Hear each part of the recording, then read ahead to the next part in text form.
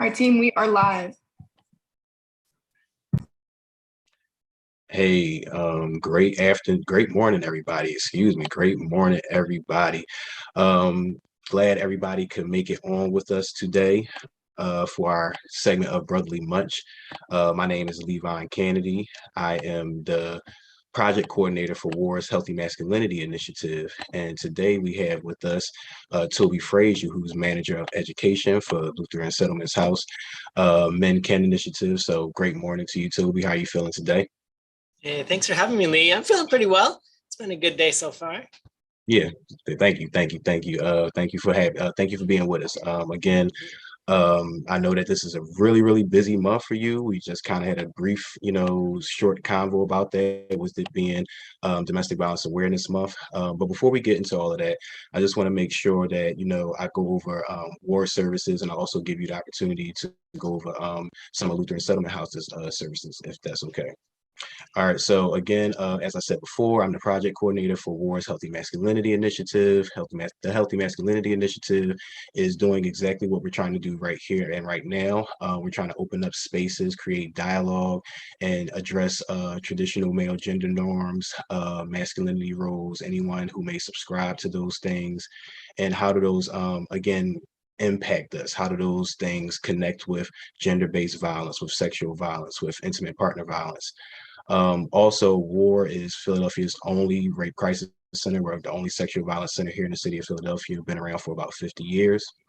We have a 24/7 hotline, which is 215-985-3333.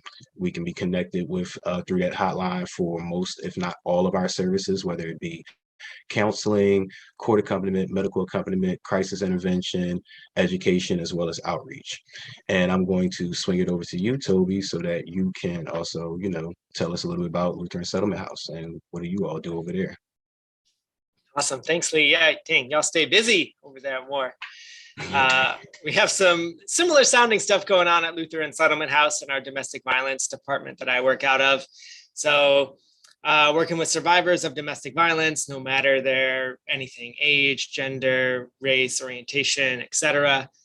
Folks can access support via the 24/7 domestic violence hotline that's answered by us and our three sister agencies. That's at 866-723-3014. And at LSH, we're doing all the things you could think of, probably from individual to group counseling, supporting that hotline. We've got some folks in hospitals around the city working on the medical advocacy side of life. We're doing education to train communities and professionals. We're working with teens on healthy relationship work, supporting their friends. And yeah, we're doing some work with masculine identified folks around changing the culture of what it means to be a man in this world, in this society, because that leads to so much of the violence that we see. Sure, there's more, but that's what's on top for what we get up to. Yeah, if you don't mind me asking, could you tell all of the audience about a little bit more about your Men Can program? Yeah, we're calling it Masculinity Action Project. And it is a group that in part is about supporting ourselves and each other around healing from and recreating masculinity. So healing from some of that traditional socialization that a lot of us got, right? Being young ones and being told, not to cry, don't show emotion, suck it up, be a man. What is it to just get past all of that and then be the people that we want to be? So it's a supportive space to figure that out together, to work on that together. And then it's also about moving more folks off of the sidelines and into movements for justice around the city. So from supporting groups like the Gender Justice Fund, who are supporting so many around the city in terms of working for gender justice, partnering with Reclaim Philadelphia, just trying to make sure that our city keeps on this fight, on this move towards justice. Yes, it's definitely needed. Our city is, for lack of a better word, is, sometimes we are barren for resources that, support, individuals in that kind of way so that they could be them full and most holistic selves. So, you're doing a good work out there. We definitely appreciate you being out there and facilitating that work. So again, just to start the conversation, I wanted to, since you work at a domestic violence agency, I work at a sexual violence agency. Right. A lot of the times, it seems as though, those two are parallel to each other, or even, again, compounding, shall I say. In your opinion, how closely are sexual violence and domestic or intimate partner violence related? Yeah, that's a great question. Feels like, and so yeah, they're really related is the short answer. Very much related, Right, both right. in some of the root causes of any of those types of violence, right? I think it's sometimes, for my brain anyway, easier just to think about them as gender-based violence, because I think that a lot of it does come from the gender socialization that everyone, especially in the US culture, gets about what it means to be a man, what it means to be a woman, how those are the only two choices that you're given, and they each have very strict boundaries around what they are. A lot of the tension caused by that system is what leads to either kind of, whether sexual violence or domestic violence. Also, they overlap in that so many of the clients that we work with are also facing sexual violence as a part of the abusive relationship that they're in. Uh, so I guess you'll know more than me, but there are definitely the times when someone is sexually assaulted by a stranger. Yeah. Um, and I'm pretty sure, unless things have really changed, that that is not the most common type of sexual assault. Very often it's someone that you know, someone you're already in a relationship with that's violating your consent and your body in that way. So they just seem, they're quite similar in my mind. Yeah, you actually hit it on the nose. What you said just a few seconds ago. They do compound, and again, they're very much related.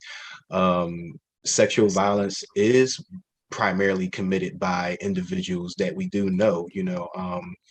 When I facilitate these trainings, I try to paint the picture of, if you're in a place that, let's say a crowd or some kind of party, and you don't know anybody in there, you may tend to not get too close to people. You may tend not to really open up. You may tend not to talk to people. You're just kind of reserved and, watching what's going on, I would assume. But the moment somebody comes in that you're like, hey, what's up? And you feel more open, you feel a bit looser, your guard kind of goes down. And I use that and in a way to, kind of show individuals that, hey, this could potentially, unfortunately, be the person that's going to commit whatever said harm against that person. And that moment of vulnerability is what offenders or perpetrators or individuals who commit these acts, that's their tool, that's what they use, that's what they use to abuse other individuals. So just always wanted to share that when I facilitate trainings and things like that, just so people can understand it a little bit. I guess in a more in a metaphorical way, but you hit it right on the nose. More times than none, it's going to be committed by somebody that you know, and there are plenty of examples of that stuff out there. So, with that in mind, a lot of times individuals, when they get into relationships with people, they, so before I ask that question, I actually ask you a different question. Um, the cycle of DV.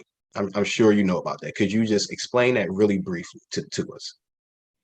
Yeah, the real brief of it, right, comes from the reality that relationships don't start off abusively. They start off pretty well. So there's the honeymoon stage where things are fine, tensions building. That's common in any kind of relationship.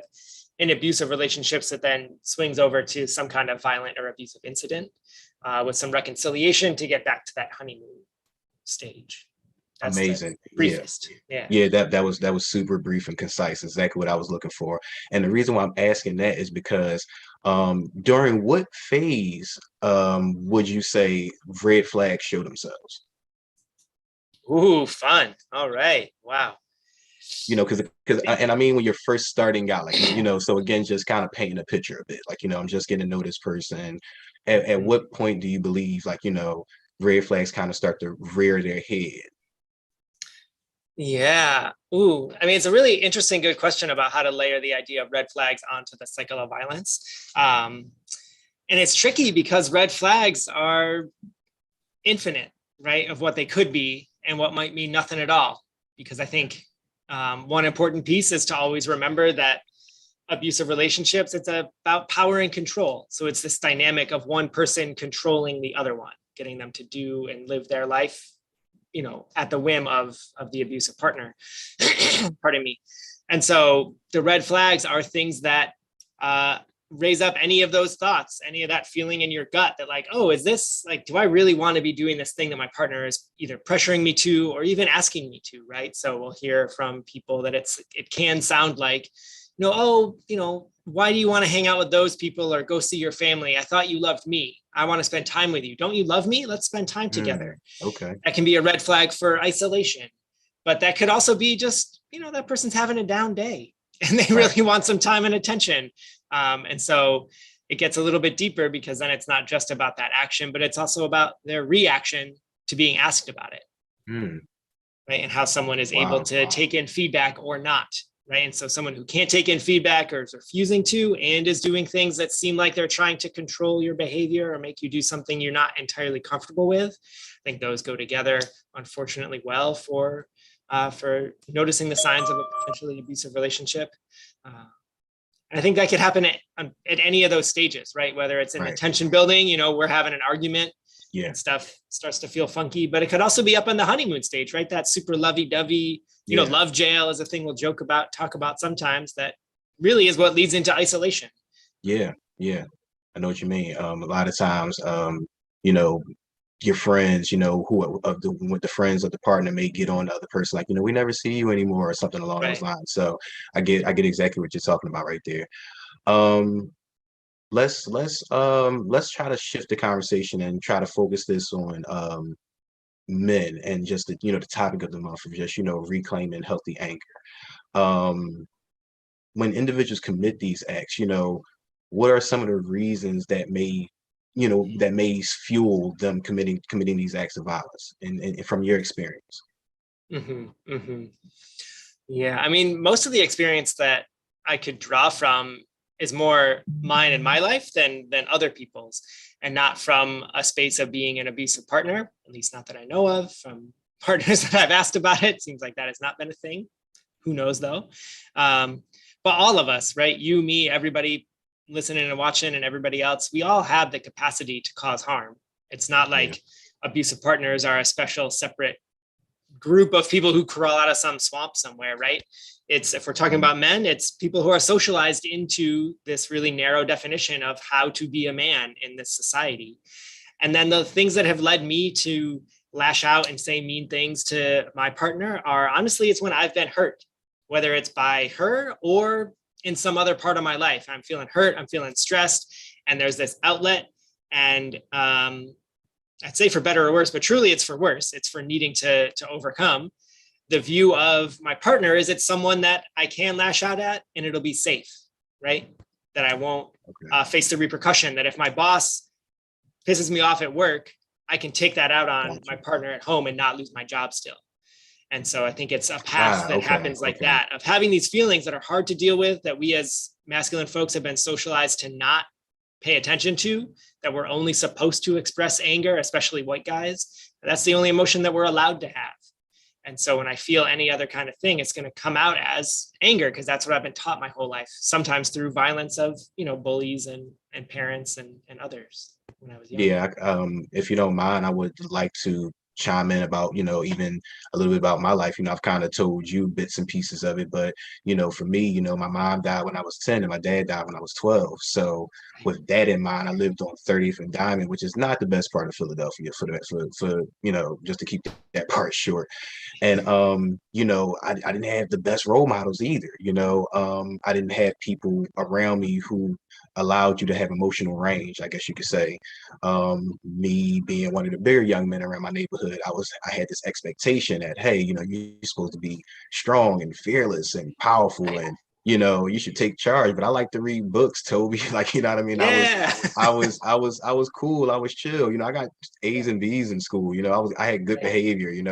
I sat in the front of the class. I spoke. I wasn't mad. I'm not mad. I didn't hide the fact that I was smart, or anything like that. So, but that also made me a target in some ways too. So for like, I guess you could say some kinds of like, I guess you could say bullying. I guess you could say teasing, picking, people targeting me because I'm the biggest person. It's just like, if I knock that person down, they climb this, ladder of Right. masculinity, like they move up a few spaces, you know, or something like that. So to a degree, it you know it that again, back to what you were saying, I couldn't really be my full self either. So I had to put on additional layers of armor, you know, and be prepared to go out into my neighborhood. And like you said, it wasn't really any too many places that, you know, was you were able to let that armor down. And you know, it tends to get heavy after a while. And when you lash out, I feel like that's when you're just kind of like, you know, like you said, just releasing this wave of, you know, emotion. And, you know, even what you said earlier, I appreciated the fact that you acknowledged that, you know, in one way, this person is, you know, letting go what they're holding in, but but on the flip side, you know, that's that is it's always the correct way to do things, I guess you could say. Right. So Right. Yeah. It's about understanding, not excusing, right? It's understandable that you would want to lash out after having that experience. And that's so horrible. I'm really sorry to hear it that, yeah, that all that armor that you've had to carry or been taught that you need to carry to stay and keep yourself safe. yeah, It's so understandable. And that doesn't then excuse, right, like any violence that you might do, especially to a partner. right. And the same for me, right? You know, it's not to excuse it, it's to say, oh, this is where it's coming from. So what do we need to do to stop it or change it is get at that root of where it came from, not just say, well, you know, don't hit your partner or whatever it might be. Okay. What do you think? What do you believe the part of like traditional gender roles and those teachings that you were talking about? What do you think that those traditional teachings, what role do they play in this, you know, development, or the how this I guess you could say this anger starts to brew, I guess you could say, or this, you know, this funneling. I guess that's how I kind of look at it. You know, every feeling is like funneled towards anger. You can't feel sadness, fragility, you can't feel vulnerability, you know, Right. nothing but, you know, all of those things, fear, that all of that stuff kind of gets funneled into this tunnel, you know. So again, what part do you think gender roles and, you know, those traditional gender norms play into this? I mean, I think they play a huge part, right? If we take gender just as it's the one category of who we are as people, I think that's where a lot of folks, like we have generations of men and people socialized into masculinity who have been taught exactly that, to take whatever you might be feeling, this whole gamut of human emotion, and just stuff it all down into anger.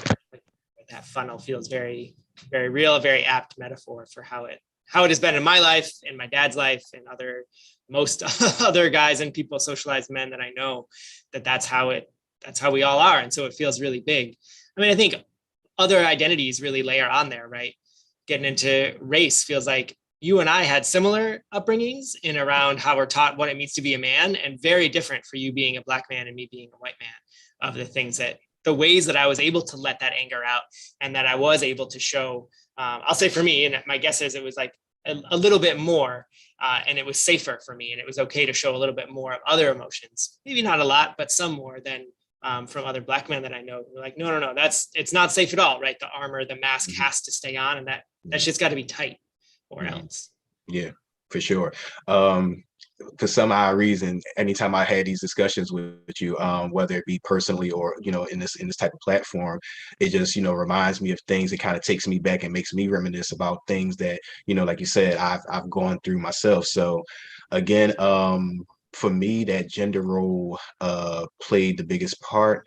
Um, well, it reared its head. And that's what I'll say. When it reared its head, when I started to realize, like, you know, hey, like, you know, this is a thing. You get what I'm saying? I was about four. I was about 4 years old.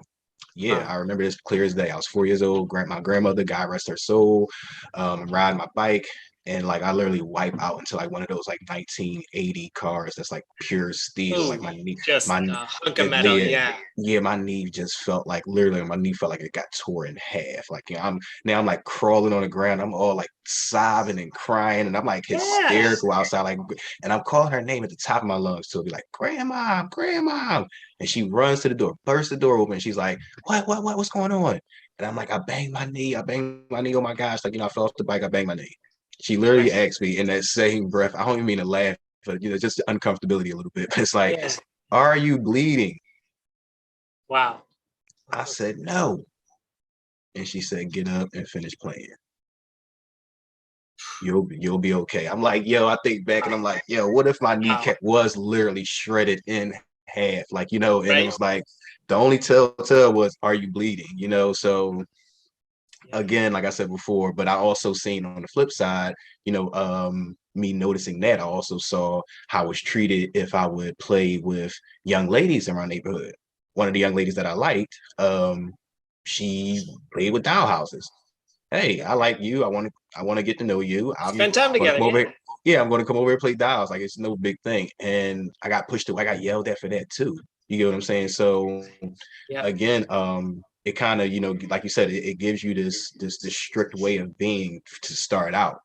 And then as you grow up, at least for me, I'll say, then as you start to grow up, you start to see how different the world is for people who are, of other, races or of other religions or something along those lines. So that's when those dynamics start to come into play. And it makes you, again, it makes you kind of, again, put more armor on, in my opinion, because you start to see that you need more protection as you go into the world, more or less. Again, it just depends on, it just depends on whatever dynamics your makeup, whatever your intersectionality is. You get what I'm saying? So yeah, man, thank you for that. Thank you for sharing that. That was this. I felt like that kind of got a little deep for me. I don't know about for you, Yeah. but No, yeah, definitely. Yeah, thinking of similar stories. And yeah, and no shame or shade to grandma, and you're not giving yeah, it no, either, no, but like no. that's what she was taught, was that boys are not supposed to cry, right? Like if I let him cry now, he's gonna get beaten up later, all that kind of Hmm. stuff. And same, right? Yeah, Like my best friend was a girl all through elementary school, and then I got sat down and told, boys don't play with girls. You and Carolyn can't be friends anymore. When I was going into middle school, and that was the end of that. And then we just weren't friends anymore after that because I wasn't allowed to hang out with her, right? And it was like that was just a message that my parents and teachers had been given, is that like this is how the world is supposed to be. And yeah. we're definitely lucky to be alive now where we get to be part of changing that story. Yeah, that's for sure. I definitely appreciate the times we're living in. For the ebbs and flows, I guess you could say. I appreciate the ebbs and flows of the times we're living in, because they're always ebbs and flows, man. What about a lot of times when, again, just should just restructuring, pushing us back to the conversation. A lot of times, when I talk about sexual violence, I'll say, people think about this as this, or rape. Let's just call it what it is. People tend to think it's always this outright violent act where it's just a lot of physical aggression, dominance. They have this kind of stereotype about it in their head. But I tend to ask people about manipulation and coercion. And I say, do we look at those as rape or a form of sexual assault? And a lot of times people don't really understand that. So I tend to have to give examples and things like that. If it's not an enthusiastic yes, then then, or you should just assume no. It's one of the two. Within intimate partner violence, could you think of any examples of coercion or manipulation? Oh, definitely. Yeah. I mean, unfortunately, right? It's also a big part of domestic violence or intimate partner violence. And I think in the ways that sexual violence is a form of abuse in a relationship, right? Um, that the I always say it backwards, the no yes version of having sex with someone or hooking up, right? Like every rom-com is a like rape documentary, basically, right? Of the stereotype of someone saying like, no, I don't want to, no, I don't want to, no, I don't. Oh, okay, yeah, now we're making out and it's passionate and here we go. Right. And people translating that into relationships, right? And so coercing partners to do any kind of thing that they don't want to, again, from these stereotypes that are out there in the world of saying, I would like this, or I want you to do that, and then just totally not caring or hearing any form of consent or lack thereof, and keep pushing and pushing and pushing. I think we'll hear it pretty often around financial abuse, right? Where that's something that, right, the abusive partner will try and get the survivor in that relationship to sign over the direct deposit to their account, or Okay. to, you take out a credit card in your name with your credit, but I'm going to be the one that holds it and uses it. Versions of that. And that's where it'll happen, of a lot of trickery, like, oh, you're not so good with money, or again, getting back Oh, into okay. the Got it. Got it. stereotypes of masculinity, that like, oh, I'm the man of the house, so I'm supposed to be in charge of this stuff, so it's the way it should be. And using those things to manipulate or coerce people into doing what they're not comfortable with.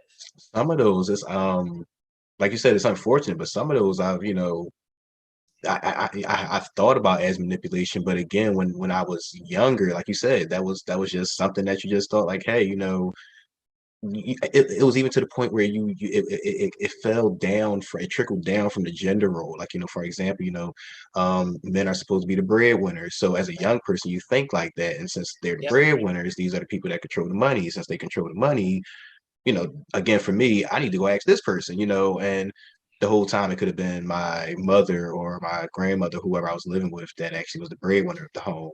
But Right. yeah, so again, it's really